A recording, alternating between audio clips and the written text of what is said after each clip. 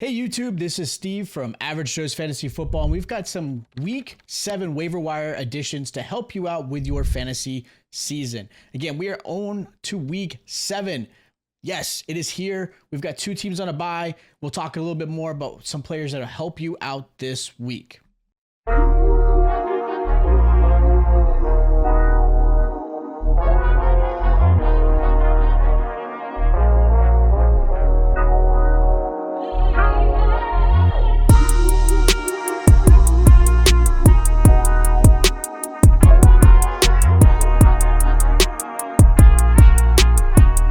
So, NFL Week 7 is here. We've got a Thursday night game between the Broncos and Saints. We've got two teams on a bye. We've got the Bears and the Cowboys.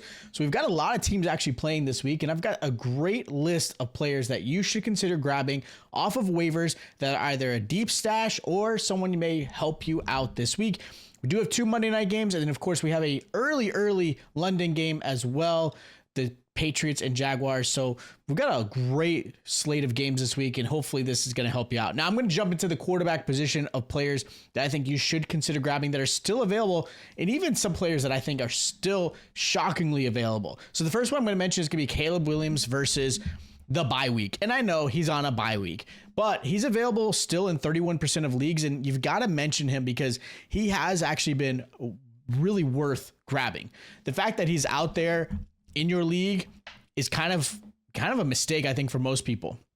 In the last 2 weeks, he's been great. He's averaged over 26 points a game. He's thrown 6 touchdowns in those 2 games. And you can see the offense is definitely getting better. He's getting more and more comfortable. You can see that he's got a lot more control. He's definitely taking a lot more ownership, especially across the board with his receivers.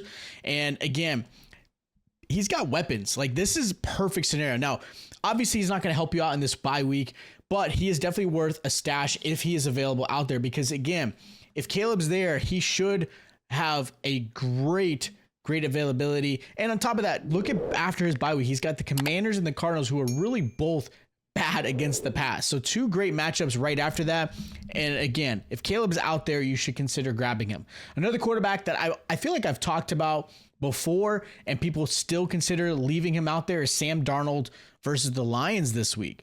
He's available in 44% of leagues. Now, Sam Darnold continues to be on waivers in many leagues, which is kind of surprising because he's actually been a really solid quarterback one this season. Now, right now, because he's coming off of a bye, he has not put up, obviously, top 10 stats as of, again, week 7. But if you look at what he's been trending, he should be in that top 10 category, and yet he's still available on most leagues. Having Jefferson and Addison has been fantastic for Sam Darnold, and of course, having his coach, Kevin O'Connell, be a previous quarterback, I think it's actually been really great for him. And this is all happening before he's even able to get the tight end, TJ Hawkinson, who is a Pro Bowl tight end. Granted, coming off an injury, will only, I think, improve and help this offense and really help Sam Darnold. Right now, he's been averaging 16.5 points a game. Again, great matchups. And I really like the fact that he's got this confidence about him. He's playing really well. And again, he should be on someone's roster. Now, the one player I'm going to mention right here is going to be kind of a surprise, but I've got Drake May as someone you may want to consider grabbing, especially in Superflex. Now, if he's available in Superflex, I would be surprised.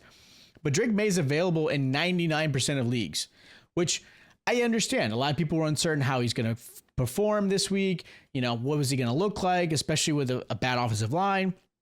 No outstanding wide receivers, even though I do love Demario Douglas.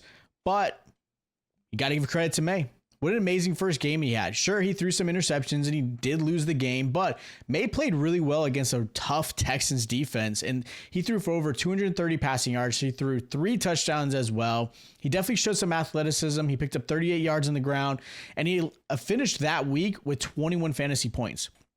Now he's got a great matchup against Jacksonville this week, who are horrendous. So if you're looking for maybe a sleeper or someone who might have really huge upside, and again, especially against a really good matchup, I think Drake May is somebody you may want to add on your roster. Now, jumping into the running back position, I've got Bucky Irving versus the Ravens this week. He's available in 29% of leagues, so he's probably going to be a little bit tougher for you to grab, but Irving will not be talked a lot about this week because I think most people are probably jumping on the Sean Tucker bandwagon, which I completely understand. He had a career game. He played out of his mind. But you have to understand, Irving was still the starting back when Rachaad White missed the game. And when Rachaad White is in the game, Irving still receives touches, whether it be in the passing game, whether it be in the run game, where Sean Tucker didn't at all. Like Sean Tucker really was irrelevant. So the fact is, I get the understanding of going after Sean Tucker. He looked amazing. I saw I think on Sleeper, 1 million people added him, which is some crazy number. But at the end of the day, if Rachaad White is there, Bucky Irving is still the backup, and he's been playing really good. Even with someone who hasn't been able to be the starter, he's been averaging 10 points a game, which has been actually pretty good in certain circumstances, whether it be your rosters are deeper in your leagues or if you put him in a flex. But last week he had 18 fantasy points as the starter. And again, definitely somebody you may want to have on there.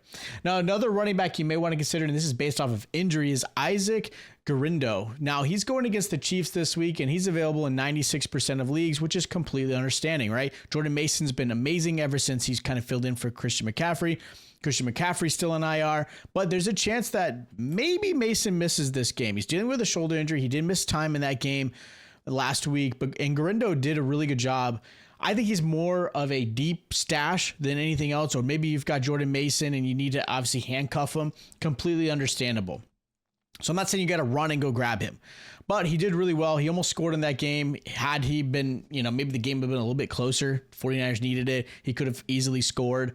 But I think at this point, if Guerendo had to come in and he was, the running back starting this week, there's a really good chance that he becomes an RB1 start automatically, because that Kyle Shanahan offense just knows how to run the ball really well.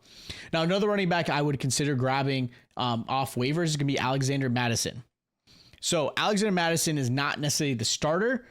He did have to start last week against Mike, with Zamir White out. And I think, Mattison didn't perform amazingly. He only averaged 2.4 yards a carry, but he did finish with a decent amount of work. In fantasy, he still put up decent points. Where he's gotten value, he's averaging 11.5 points a game so far. And that's even as kind of that, I guess you would call it a 50-50 split at this point between the two backs, between White and Mattison. Mattison has been a little bit more efficient. The whole offensive line is struggling, trying to even, really get off the ball and allow lanes to happen. And then you got Aiden O'Connell, who's not a threat. And then now you lose Devontae Adams, to the New York Jets. So Madison does have an uphill battle, but I do think he's definitely worth a stash, because if White misses more time, or if maybe they just move completely on to Madison, he might have some value. Now, jumping into the wide receiver, I kind of mentioned him earlier, is Demario Douglas versus the Jaguars. He's available in 93% of leagues, and Pop Douglas has done a great job the last 2 weeks for those who have started him. Douglas has seen 18 targets in the last 2 weeks, and he's even had 21 points last week in fantasy. With Drake May now quarterback, I actually think this improves Douglas's value and becoming a more consistent receiver. They may want to put him as a wide receiver 3 or a flex that you can lean on probably each week at this point. He's got wide receiver 2 upside. Maybe he has a boom game where he becomes a wide receiver 1, which isn't going to be very high, but I think the wide receiver 2 upside is definitely more in his alley, in his lane. And I do think Douglas, because he's been getting a lot of targets, and I think May does feel comfortable with him, I think is a great addition to your team. Another receiver I think is a great addition that you may want to put is going to be Josh Downs. He's going against the Dolphins this week, and he's available in 52% of leagues. Since coming off injury, Downs has actually played out of his mind. He's matching his receiving touchdowns so far this year compared to his 2023 season. The connection between him and Joe Flacco has actually been amazing. Now, it will be interesting when Anthony Richardson gets the start. He should be back in week 7. So I am curious about that. That could affect Downs, which is kind of why I had Downs a little bit down last week, because I felt like Flacco was going to get benched. Richardson was going to come in, but that didn't happen. Richardson missed the game. Flacco played, and Downs took advantage of it. Downs right now is averaging 15 points a game and has seen an average of 9 targets a game as well. I do think, though, with Anthony Richardson coming in, and there is a little bit of concern, but I think actually at this point, I think Downs has deserved to be a really solid, I would say, wide receiver 2, maybe some flex plays depending on what your roster is built like, just because I think he's been really, really consistent. Another receiver, this is kind of a stretch, is going to be Bub Means for the Saints. He's going against the Broncos for Thursday night. He's available in every single league so far. With Olave most likely missing Thursday due to the concussion that he had to leave the game early on Sunday, and Rashid Shaheed missed practice so far all week due to a knee injury. That puts Means as a potential primary target for Rattler this week. And his first crack at being a contributor, Means actually put up fantasy points of 15. He had 8 targets his way, and he even caught a receiving touchdown. Now, it's going to be a tough challenge if he does get the start. He's going to be facing, obviously, Patrick Surtain, one of the best corners in the league. So that is a tough challenge. But maybe you're in a deep league. Maybe if you're just kind of looking for some fun and you want to put a player in for Thursday night's game, Means maybe somebody you might want to consider adding to your roster. And the last receiver, which again, kind of shocking, he should be added, is going to be Juju Smith-Schuster versus the 49ers this week. He's available so far at 67% of leagues. And in Juju's first shot as the starting receiver opposite of Xavier Worthy, he took advantage of it. The pass rapport, I think, with Mahomes obviously clearly helped, and he was able to put up wide receiver 1 numbers. He had 7 receptions, 130 yards, and finished with 20 fantasy points. Now, of course, the Chiefs were on a bye, so a lot of people probably have forgotten about Juju, but he's coming into a pretty good matchup against the 49ers. It's going to be a tough game, but I like this week's matchup, and I think Juju, again, falls into that wide receiver 1 slot, and I think he could end up being the wide receiver 1 the rest of the season, unless there's a trade that happens that the Chiefs do. I think Juju becomes a solid week-to-week starter every single game. Now, jumping into the tight end, I've got one person. I've got K. Dotton for the Tampa Bay Buccaneers. They're going against the Ravens this week. K. Dotton's available in 64% of leagues.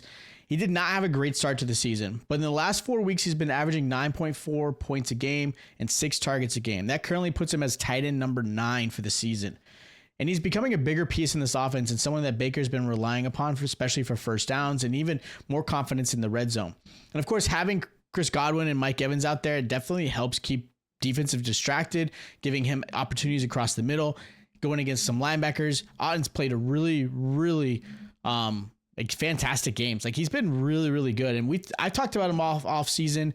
I think he's been a tight end that I felt was underrated, not getting enough credit. Kind of started off slow, and then again, now he's becoming more and more consistent, where I think you should start him every single week. So those are my week 7 waiver wire ads you should be considering to put on your roster this week. Of course, if you guys haven't already, make sure you guys just subscribe to the channel. Hit that like button. Stay tuned, because we'll have your start and sit videos for the rest of the week to help you out. And of course, hit me up in the comments if you have any questions, whether it be trades, again, start and sit questions already. Let me know, and I'll check you guys out next time.